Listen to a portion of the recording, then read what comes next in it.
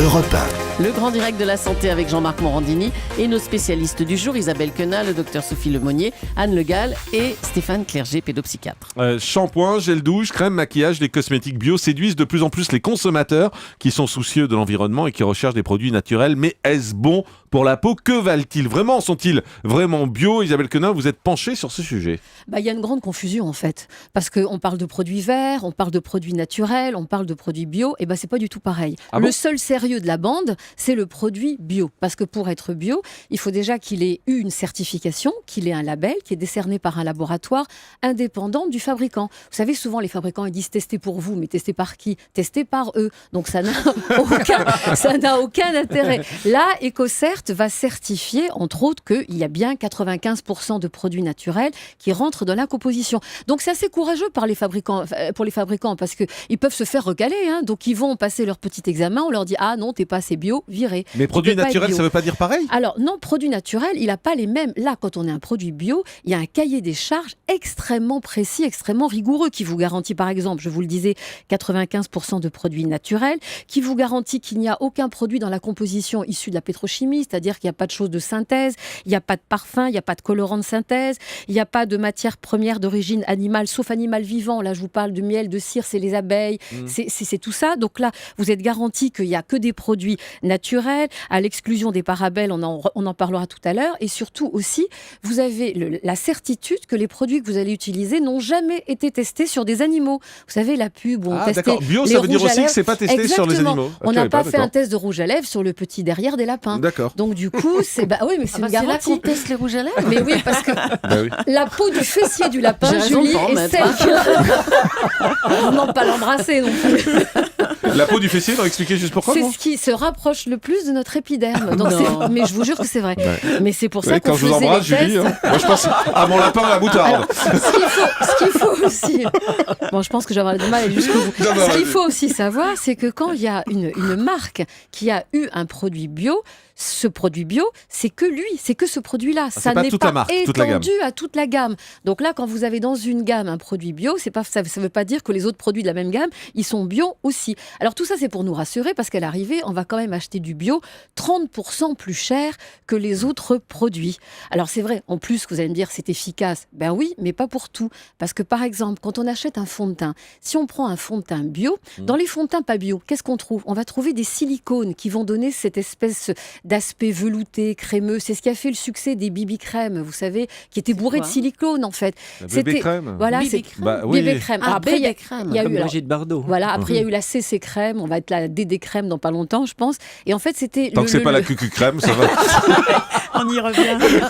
Et en fait, il y avait tellement de silicone que, si vous voulez, ça faisait une sorte de film sur la peau. Donc, c'était magnifique, mais c'était pas très bon pour la peau, parce qu'en fait, ça empêche les l'empêchait pores de respirer. Ça l'empêchait de respirer. De même, dans les vernis à ongles, le côté bio, c'est pas terrible. Vous le mettez 3 heures après, il commence à s'écailler.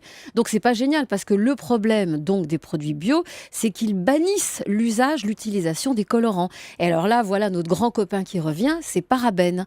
Et donc, c'est pour ça que sur plein de paquets, vous voyez, sur plein de packaging, vous avez marqué sans parabènes au singulier, alors que des parabènes, il y en a plusieurs, parce que ce sont des substances, ce sont des conservateurs qui empêchent la prolifération des germes, des bactéries, des champignons. Donc c'est antibactérien, antifongicide. Et alors ça, c'est quand même très intéressant, parce que si vous faites vos produits de beauté à la maison, tout va bien, vous savez que vous allez les utiliser dans 3-4 jours.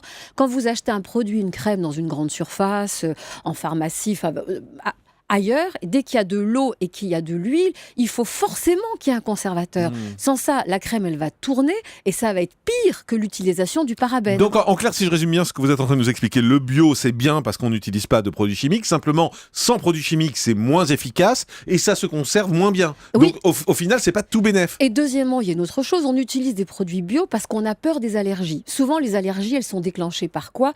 Par les parfums. Alors les parfums, on nous en met partout, dans les shampoings, les douches, les savons, les crèmes, mais également dans la lessive, dans les liquides vaisselle, partout.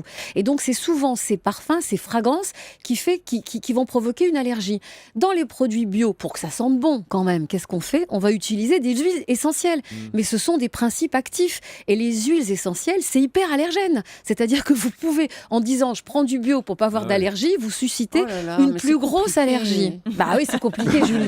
C'est bien pour ça qu'on y est depuis 6 minutes. Alors, ce qui est assez étonnant, c'est qu'il y a vraiment une mode quand même autour du bio. En 2006, il y avait 40 marques de cosmétiques bio.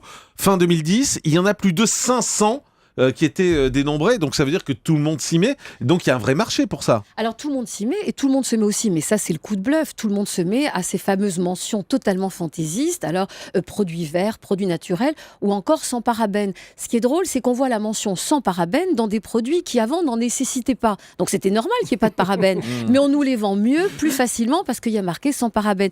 Ce qui n'est pas rigolo avec cette histoire de parabènes qui a été pointée du doigt, on a dit mon Dieu c'est l'ennemi public numéro 1, c'est qu'en fait on l'a remplacé. Parce qu'il faut bien résoudre ce problème de conservation. Alors, on l'a remplacé par quelqu'un que vous allez adorer, Jean-Marc, qui est le méthylisothiazolinum. Qui c'est celui-là ? Eh ben, c'est un qui est pas très sympa parce que, encore plus que les parabènes, lui, il nous provoque de l'eczéma de contact. C'est-à-dire qu'on a enlevé les parabènes. Ouais. Vous savez, les parabènes, on disait que ça avait un rôle dans notre organisme qui agissait comme les œstrogènes et que ça pouvait risquer d'augmenter le risque du cancer du sein. Pour l'instant, c'est pas du tout prouvé. Et on disait aussi que l'utilisation des parabènes au soleil accélérer le vieillissement cutané de la peau. Là où on n'a pas de bol, c'est qu'on avait même du parabène dans les crèmes solaires.